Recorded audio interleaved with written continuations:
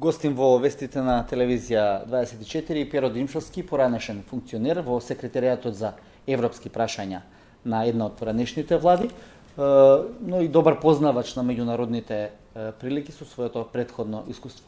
Господин Димшовски, самитот на Јадранската повелба и пораките на Пенс, да тргнеме од таму.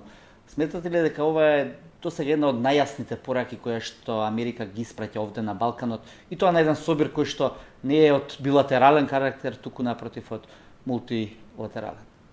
Прилично јасна порака. Мислам дека беше, меѓутоа за тие што ги следат односите меѓу Европа и САД, поготово на американската надворешна политика во однос на овој регион, не беше ништо изненадувачки, едноставно тие го зацврстија својата заложба дека не се тие сами. Таа беше најјака порака од тој самит. Тоа што е Америка прво, мислам изјавата на Трамп кога стана председател, Америка на прво место, не значи дека Америка сама ќе биде, меѓутоа прва заедно со своите сојузници. И јасно, сега беше јасно кажано дека на Балканот, тоа што остана од Балканот, Западен Балкан, кој е во фаза на приклучување на тие Западен сојуз, Америка ќе остане позади тие процеси долгорочно. Значи, си ја зацврстија политиката де факто. Да, но острината на тонот со кој што беа кажано или на пораката, на откривањето на детали од страна на Пенс, дали ги надминува оние дипломатски ноти по кои што досега играа, или ова е вовед во една нова студена војна во која што веќе работат двете земји? За студена војна е малце претежок збор, бидејќи студената војна имаше и своја идеолошка подлога, јас не гледам некоја разлика на идеолошка основа сега меѓу модерна Русија, сегашна Русија и Соединените Американски држави. Мислам и едната и другите се релативно пазарно ориентирани општества. Начинот на регулација внатре во општествата е различен, со тие самоконтроли и независни, да ги речеме, институции што ги има САД, меѓутоа тие 200 години да се развиваат. Во Русија допрва се развиваат, меѓутоа тука има некоја разлика, меѓутоа во однос на некоја голема суштествена разлика нема. Мислам дека да, навлегуваме во период на турбуленции меѓу тие две земји, значи ќе бидат тие односи сигурно турбулентни, подобри и полоши, нема да бидат онака предвидливи како што беа досега. И ова е во еден подолг ако контекст, ако ги земи, ако се анализираат работите со отпадот на Берлинскиот зид, тогаш почнаа настаните да се да се прикажуваат во правата смисла како ќе оди светот понатаму. За САД и Русија се сложи околу многу прашања, меѓутоа дел од прашањата во однос на таа глобална безбедност останаа отворени. И мислам дека се додека тоа не се затвори, нивните односи ќе бидат во една така турбулентна линија. Во оската на овие големи игри сега и Македонија, за среќа веројатно или можеби за несреќа, зависи кој како гледа на целата таа работа, но мислите ли дека Русија лесно ќе се откаже од влијанието на Балканот, имајќи ги предвид и изјавите на дел од руските авторитети дадени пред неколку години, за кои што нели зборувавме на Лавров, кога рече дека Србија, Македонија и Босна и Херцеговина не би требало да станат дел од НАТО и дека Русија остро ќе се спротивстави на тоа. Не рече дека ќе се спротивстави, ќе го гледа како еден вид закана да нивно членство. Тоа беше многу, да речем, многу сериозна изјава. Тоа беше пред околу 2 години, ако добро се. 2015 на почеток со во посетата на Босна, мислам дека беше тој. И од тогаш де факто почнаа тие односи на Балканот да се менуваат. Односот на Русија во однос на САД. Да, се забележа едно посилно влијание на Русија во внатрешните работи на земјите од Балканот. Иако јас барем немам разбрано, не сме виделе изјава на руското министерство, на руската надворешна политика, на руското раководство дека Македонија не сме, дека Русија ќе се спротивстави на членство во НАТО на Македонија. Значи, експлицитно, колку што знам, имало два состаноци меѓу македонско и руско раководство во однос на таа тема било прашано и одговорот секогаш на двата тие пати бил дека Русија останува неутрална во однос на тоа прашање на македонското членство во НАТО. Значи ли овој одговор дека руското влијание на Балканот сепак не е толку силно и дека ова беа само последни знаци на неговото действување? Значи, во контекст на политичкиот контекст, јас не мислам дека Русија има некое одлучувачко влијание на Балканот. Дури и во Србија, каде што се убедува да воспостави една така поблизок однос со таа земја. Меѓутоа, Русија нормално се развива економски и незините компании имаат интерес не само на Балканот, туку и во Европа пред се.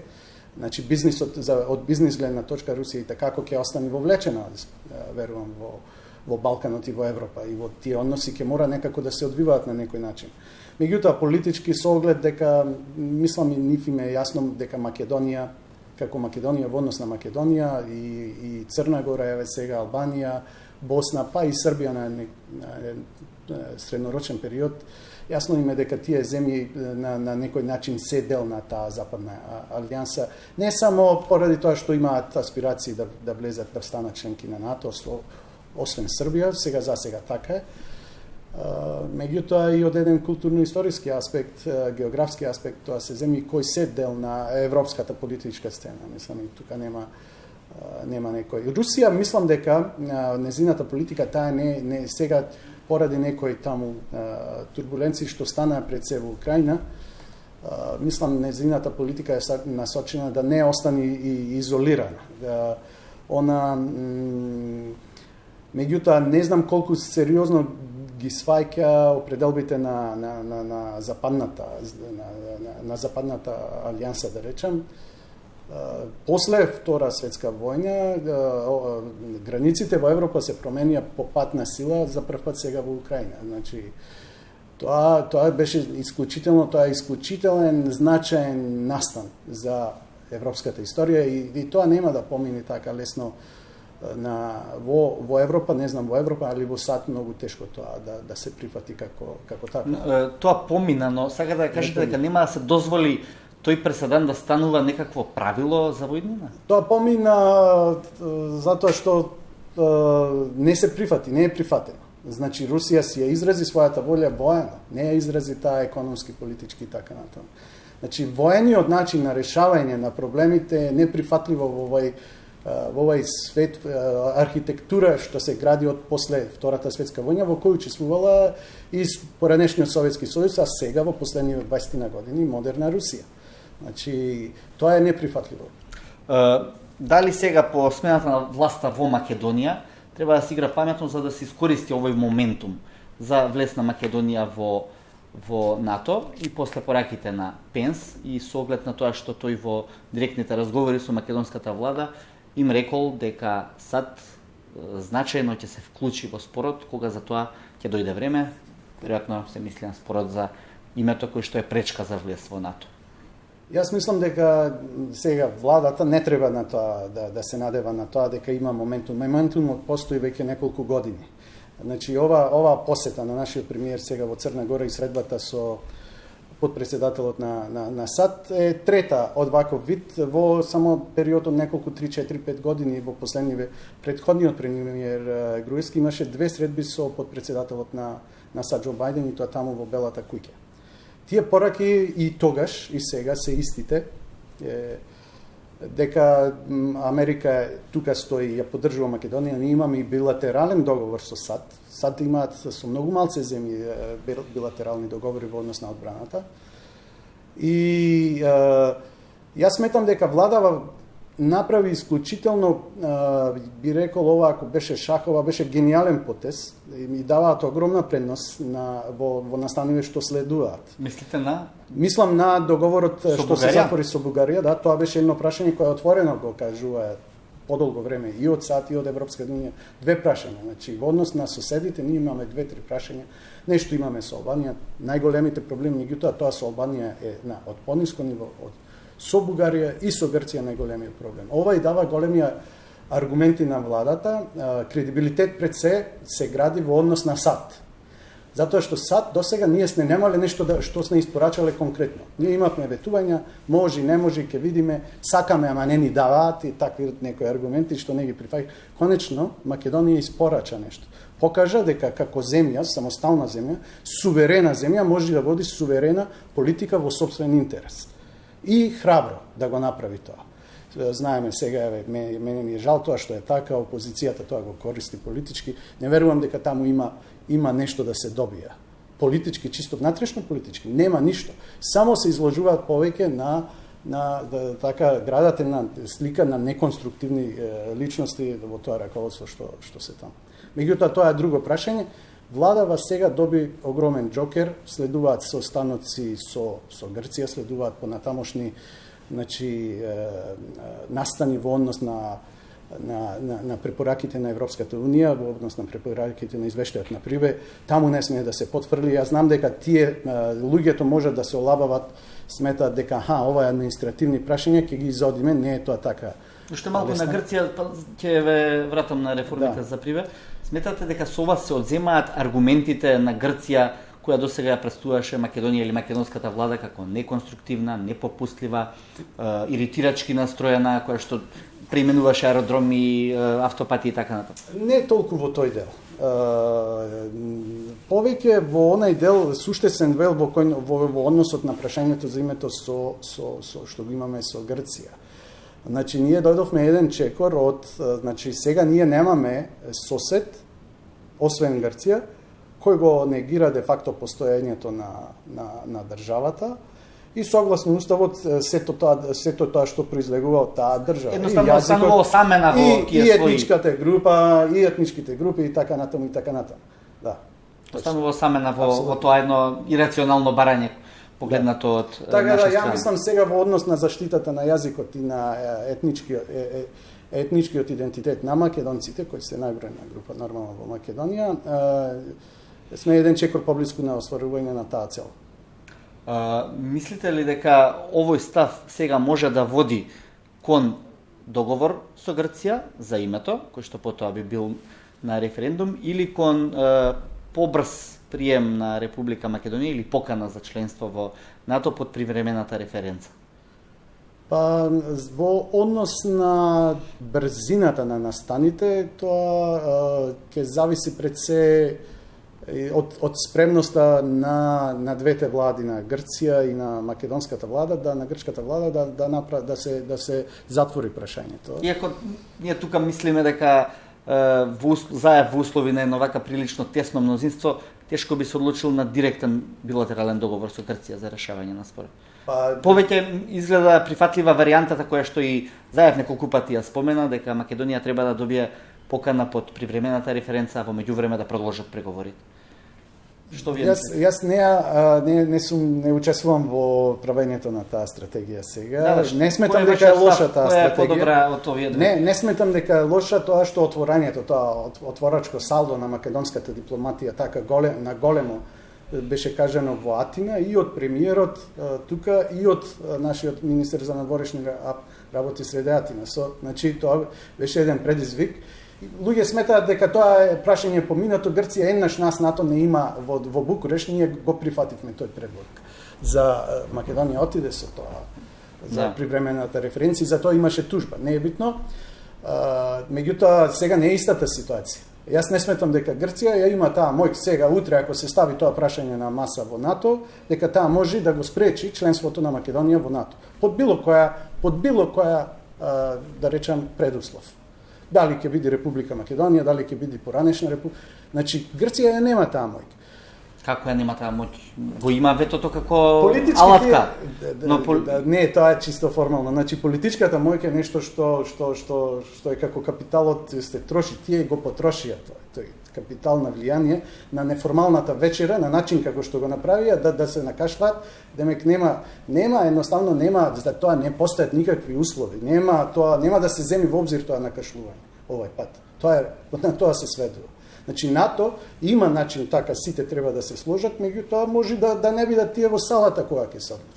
Имаат механизам, значи тоа да го надминат ако зборуваме за груба сила, каква што изрази Грција во Букуреш со најгруба сила, значи се спротистави, тогаш имаше и неколку сојузници од мојкните земји кои пречутеа, Франција на пример, пречутно, Германија неутрална беше.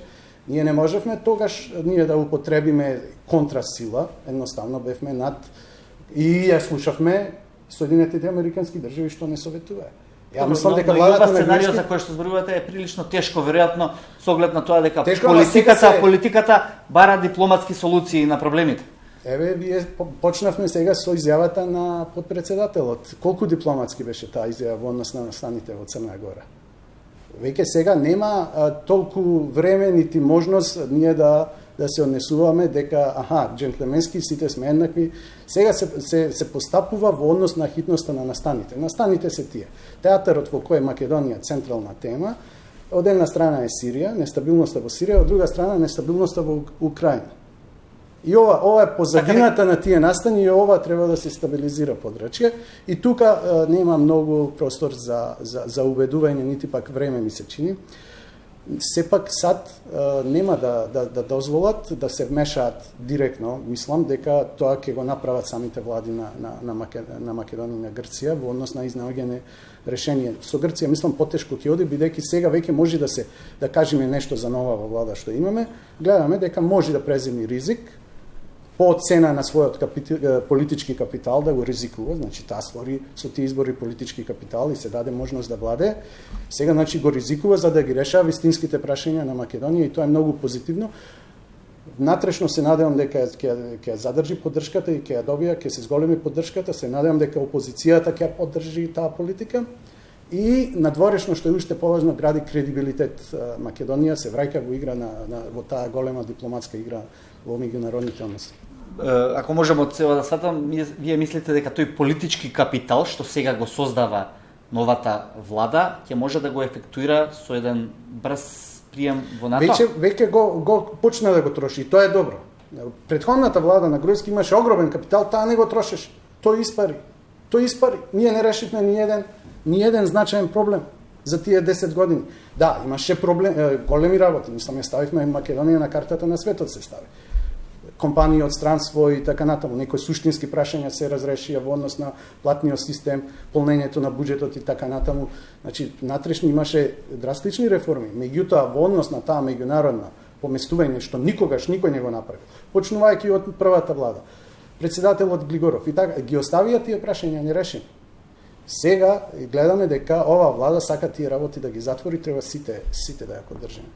Во тој контекст се разбира многу значајно е прашањето на реформите, па и планот 369, кој што без што верувам дека сето ова парада ќе биде залудна.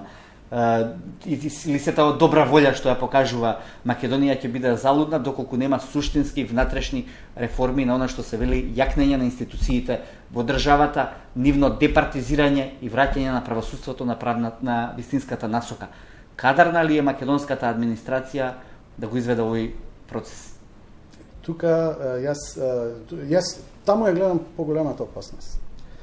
Бидејќи почетните знаци за мене ја бев малце изненаден кога најголемата политичка партија во оваа коалиција не си ги зеде тие обврски да управува со институциите кои се водечки во тие реформи. Секретаријатот за европски прашања, Министерството за правда. И затоа сум малце, како да кажам, не сум доволно, мислам дека несериозно, несериозно тоа беше, многу лесно се влезе во таа коалиција. Социјалдемократскиот сојуз мораше да инсистира, поготово ако земјен што се случуваше, како тие дојдоа на власт, и кој е нивното сегашно гласачко тело, не се нивните традиционални гласачи, туку луѓето што сакаат оваа земја да стават веќе да се удрат тие правни темели конечно да профункционира правната држава и многу лесно ги дадоа тие институции. Не велам дека дуи нема кадри, има кадри и како добри, меѓутоа во самата коалиција таа е помала партија. Значи таа партија ако ја земаме во земјава помало влијание има. Значи не можеме сега ние да очекуваме ако дуи не успее, значи нема тука тоа ќе биде неуспех на СДСМ. Мислам дека добро на целата таа агенда веројатно ја турка и премиерот таа европска агенда како што можеме да видиме од неговите настапи. Вие Ваша ли беше еднаш изјавата кога рековте дека не треба европски премиер, а не само вице-премиер за Европа. Да, точно. Тогаш заглавивме во некој однос некои 3-4 закони за државни службеници во МВР, сите да бидеме исти, мислам и јас се уште се Добро, не ми одговоривте на прашањето во однос на реформите. Сте скептик или мислите дека може да бидат потурнати? Немам информации дали нешто се случува. Јас будно го следам овој министеров Бујар Османи. Освен добри настапи, таму нема што е направено денес, вчера, некни. Зошто ова е важно? Не е толку дали Македонија ќе некогаш некоја влада, некој министер, некој администратор ќе ги заврши тие реформи. Меѓутоа сега со оглед на времето, со оглед на целокупнава игра која игра влада на надворешен план, ова и е потребно и текако.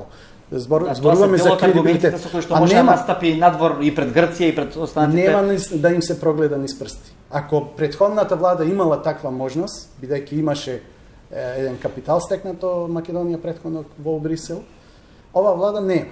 Нема никако. Ја мислам сега Заев да не го подпишеше овој договор овде, ја не знам како ќе поминеше во Црна Гора. Значи, едноставно таа влада мора да испорача, нема друга опција. Мора да испорача на тие главни работи зашто таа дојде уствари на власт. Така. Господин Димчовски, ви благодарам за ова интервју во вестите на телевизија 24.